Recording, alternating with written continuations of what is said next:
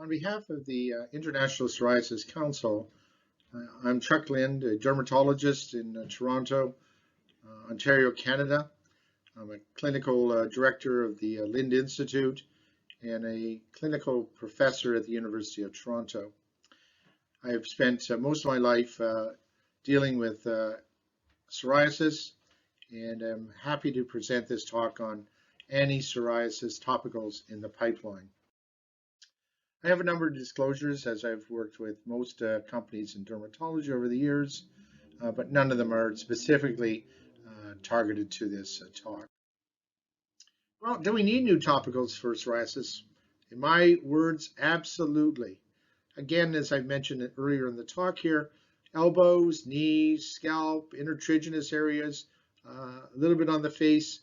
Well, we don't always need to be on a systemic therapy, nor does our patient want to be on a systemic therapy. They want a good, efficacious, and safe product to make their psoriasis better and improve their symptoms. I searched on clinicaltrials.gov, and as of May 5th, 2021, there were 38 new topical clinical trials, either active or upcoming. What I chose to do was, what are the main topicals in the pipeline? And these are the three that I think are going to be able to show marked efficacy, marked safety, and will make it through the whole process through phase 3 and get approval by the various agencies around the world. So I've chosen Tapinarof, made by Dermavant, Roflumilast, made by Arcutis, and Prevent, made by Pfizer. This comes out of the Journal of the American Academy, talking about Tapinarof in the treatment of psoriasis, reviewing its unique mechanism of action. And each of these ones that I'm going to talk about, these three, all have differing modes of action and good modes of action that can make our patients much better. Well, Tapinarof actually signals through AHR in skin homeostasis, and AHR plays a pivotal role in regulating the skin barrier components and immune cell differentiation. And as you can see, that AHR activation upregulates the expression of filaggrin, involucrin, and leucrin. AHR regulates T17 cell differentiation and IL-17 and IL-22 production, and is implicated in Th2 cell differentiation, and also in IL-4 and IL-5 production. So potentially, and it's already being investigated for atopic dermatitis, a product that can be used both for psoriasis and also atopic dermatitis. This is the proposed mechanism of action of this particular product. Again, decreasing the inflammation of plaque psoriasis through reduction in Th17 cytokines, decreasing oxidative stress, again through the different pathway of the direct reactive oxygen species scavenging, and again, skin barrier normalization through the changes, particularly in filaggrin. Top line results, these are of the pivotal phase 3 studies, looking at the interim analysis, and quite high efficacy. So out of the roughly 57.3% of the subjects with baseline of PGA of 2 or more achieved a PGA of 0 or 1, demonstrating an increased therapeutic effect not only at the primary endpoint at week 12, but that continued on after that time. And fully 40% of subjects achieved PGA score of 0. And there was no evidence of tachyphylaxis in the studies, as opposed to what happens with steroids and other molecules that we sometimes use in topicals. And again, top line results, again, PASI 75 being achieved by 63.5%, PASI 90 at any time point being achieved by about 44%. Quite high efficacy for a topical.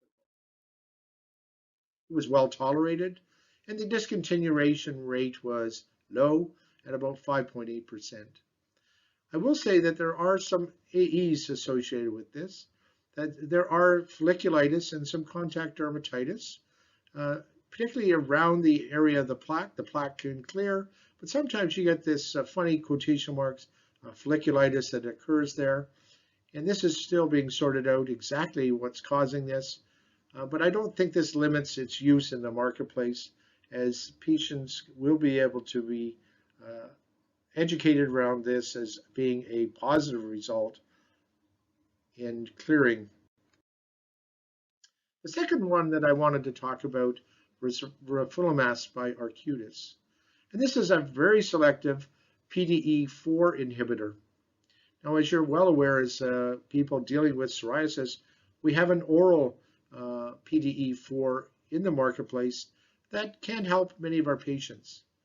What's different with this is highly selective, and its efficacy is much higher, and its binding is much higher than our oral PDE4 inhibitor.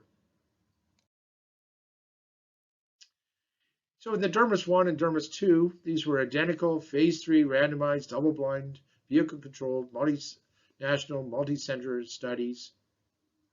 Were applied once daily for 8 weeks, and again, to subjects 2 years and above with mild, moderate, and even severe chronic plaque-type psoriasis that was tested here between 2 and 20% body surface area. A good-sized trial at 439 patients or subjects. This just shows the basic design of the trial. Again, looking at this 2:1 randomization of the Roflumilast Cream, 0.3% versus the vehicle, 8 weeks dosing, and then looking at the success rate at 8 weeks. Again, secondary endpoints of PASI 50, PASI 75, and again, they specifically recognized that a topical might be used in the intertriginous area, and specifically looked at this area as an area that may be of benefit, particularly in our patients that have intertriginous involvement. And again, a primary endpoint of IGA success of 0 or 1 at week 8 of 42.4% versus the vehicle rate of only 6.1. Dermis 2 showed a 37.5% compared to vehicle rate of 6.9. So again, as I mentioned, the success rate, FDA, IGA score of clear or almost clear, with at least a 2-grade improvement, was seen in quite a high number of patients.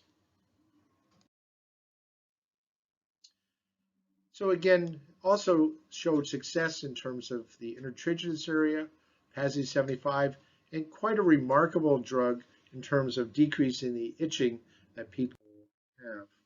This is just showing, again, the primary endpoint of clear or almost clear at week 6 was met for both of the dosing regimens, the 0.3 and the 0.15%.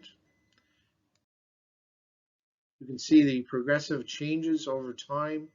And again, even at week 4, we're already getting good results with this particular molecules and achieving something over placebo.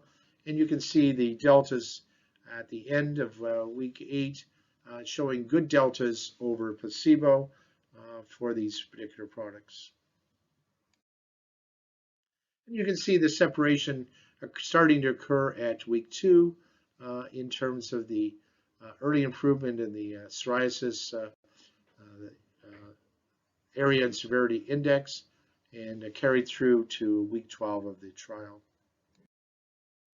Just a couple of pictures, again showing again at week 8 the marked clearance that this drug can. The vehicle obviously doesn't have the clearance that you would see with the active ingredients. Also, just in terms of the intertriginous plaques, this was again seen with success with continued improvement through week 12. And again, an area I think that the topical, this drug will be quite well suited not only to elbows, knees, but also in the intertriginous areas. It's in a good base, and it can be even used in the scalp. The treatment AEs were mild or moderate. There was a little bit of application site discomfort, but patients rarely discontinued. You can see in the disposition here that patients did not leave the study and had very little side effects with this particular molecule. So again, we know that this PDE4 inhibition is a validated mechanism of action. We have an oral. This topical shows great success of clear and almost clear, high efficacy, high safety, and again, particularly also in the intertriginous areas. The last one that I wanted to talk to you about was a drug by Pfizer, Roflumilast. It's a topical JAK. It's also being looked at as an oral, but it's a JAK1 TYK2 through its mechanism of action. And it's presently in studies now with a dose-ranging study to look at its tolerability and efficacy in psoriasis. It's also, as I mentioned, being looked at orally for a number of other immune abnormalities such as lupus, Crohn's, psoriasis itself as an oral, PSA, ulcerative colitis, and even alopecia areata.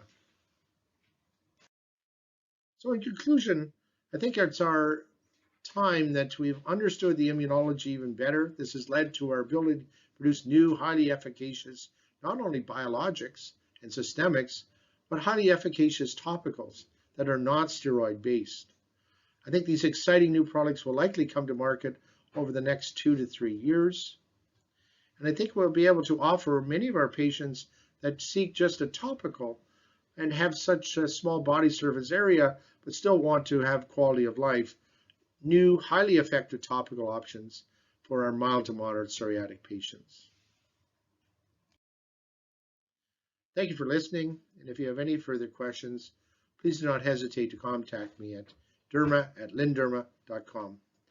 This is a production on behalf of the IPC Council. Thank you.